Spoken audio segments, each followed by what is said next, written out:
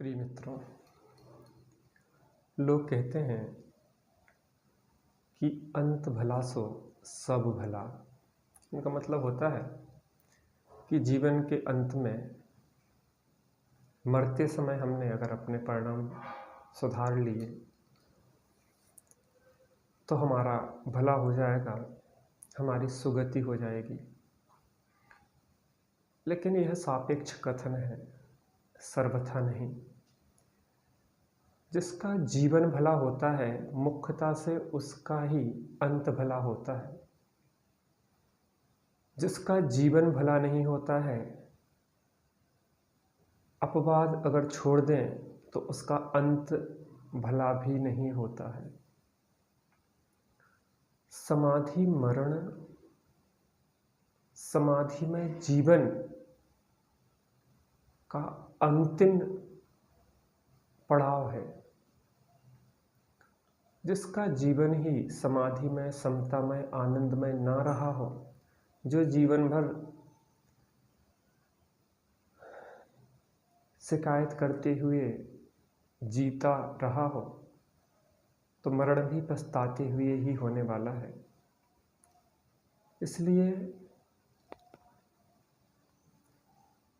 हमें समाधि मरण की चिंता नहीं, समाधि में जीवन का प्रयत्न करना चाहिए कि हमारा जीवन का हर क्षण कैसे समता में, आनंद में, समाधि में, उत्साह में, उत्सव में, एक जीवन से रस झरना चाहिए। हर जीवन के क्षण को पूरी तरह से भोगना चाहिए। मैं विषय भोगों वाली बात नहीं कर रहा। अपने जिनागम के माध्यम से, देवशास्त्र गुरु के माध्यम से जो भी हमने तत्व ज्ञान प्राप्त किया है, हमें हर शंका का समाधान उस जिनवाणी से, तत्व ज्ञान से अंदर से मिलना चाहिए। जो भी कोई प्रसंग आया, कोई घटना घटी, तत्क्षण हम बिल्कुल उसको छोड़ के निर्भर हो जाएं, हल्के फुल्के हो जाएं। कौन सी ऐसी समस्या है जिसका समाधान जिनागम में नहीं है, तत्व ज्ञान से नहीं है? देखो, सबसे अंतिम पड़ाव तो यह है कि स्वानुभव में ही समस्त समाधान प्राप्त होते हैं। बाहर के समस्त झंझटों को छोड़ के, हे जीव तू संसार के सारे बवंडर छोड़कर, व्यवहार की सब झंझटें जंजाल सारे तोड़कर, आनंद घन इस आत्मा को जानकर रुचि लाएगा, तो यह सुनिश्चित है कि तू भव सिंधु से तर। जो जीव इस संसार के समस्त बवंडरों को छोड़ देता है, हे जीव तू संसार के सारे बवंडर छोड़कर, व्यवहार की सब झंझटें जंजाल सारे तोड़कर, लौकिक व्यवहार, रिश्तेदारी, नातेदारी, इसका व्यवहार, उससे व्यवहार, ये संबंध, वो संबंध, इन सबको छोड़ तिलांजलि दो।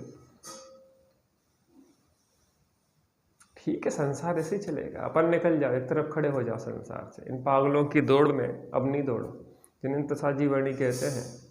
जिस दुनिया में पागलों की दौड़ चल रही है, 99 पागल दौड़ रहे हैं, तुम अगर शांति से खड़े हो तो तुम्हें भी खींच खींच के दौड़ाएंगे, तुम्हें भी परेशान करेंगे, तुम्हें भी धक्के मारेंगे। लेकिन हमें इन पागलों की बातों में नहीं आना है। हमें अपने जीवन को जिनागम के अनुकूल, जिसमें हमें निराकुलता हो, विषय भोगों की बात नहीं चल रही। निराकुलता विषय भोगों में नहीं हो सकती। भ्रम है वो तो कि हम निराकुल हो रहे हैं। निराकुलता तो अपने स्वरूप के आश्रय से होती है। या आकुलता जिसमें घट रही है, घटती आकुलता है जब तत्व ज्ञान, तत्व विचार, वस्तु स्वतंत्रता, वस्तु का एक एक द्रव्य की पृथकता, उसका एक एक का परिणमन भिन्न भिन्न दिखता है, तब हमारे जीवन में समता आती है। और जीवन हर क्षण समाधान में होता है। जिसका हर क्षण समाधान में होता है, उसके जीवन को समाधि में कहते हैं, और उसके जीवन के अंत को समाधि में मरण कहते हैं। समाधि मरण की बहुत चिंता नहीं करो। जीवन के हर क्षण के रस को चूसो, पियो, आनंद लो।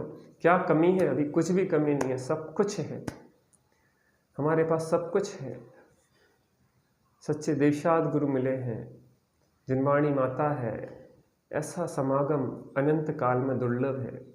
स्वस्थ शरीर है, सब कुछ अनुकूल है। अरे जो प्रतिकूलताएं हैं वो भी हमें भेद विज्ञान, वैराग्य के लिए ही दी गई है। इससे अच्छा अवसर कभी मिलने वाला नहीं है।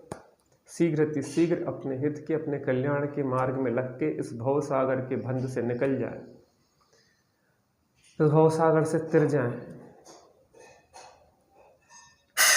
अब और कहीं भटकना, दौड़ना कोई शेष न रहे, बस स्थिर हो जाए अपने में। इसी क्षण सर्वोत्कृष्ट क्षण है, यही क्षण सर्वोत्कृष्ट है, यही दिवस सर्वोत्कृष्ट है, यही पल भोगने योग्य है और कहीं जाने योग्य नहीं है, कहीं देखने योग्य नहीं है। यही समा जाना ही समाधि है और यहीं समाये हुए अगर देह छूट जाए तो देहांतर हो जाना समाधि मरण है। हमारा जीवन समाधिमय जीवन हो और समाधिमय जीवन में ही समाधि में मरण होता है, व्यवहार प्रक्रिया है, उसको भी अवश्य अपनाना चाहिए। वो व्यवहार प्रक्रिया किस प्रकार से त्याग किया जाए, शरीर के ममत्व को छोड़ा जाए, ये उपवास आदि जो भी प्रक्रिया है व्यवहारिक, वो भी अपनी जगह बिल्कुल सही है। गुरुजनों के सानिध्य में ऐसे समतामय जीवन और समाधि में मरण, अंतरंग और बहिरंग समाधि पूर्वक जीवन जिए और अंत समय में देह समता भाव पर छूटे और यह नहीं लगे कि हमारा कुछ जा रहा है भविष्य में, हम तो कहीं दूसरी पर्याय में होंगे, हम रहेंगे।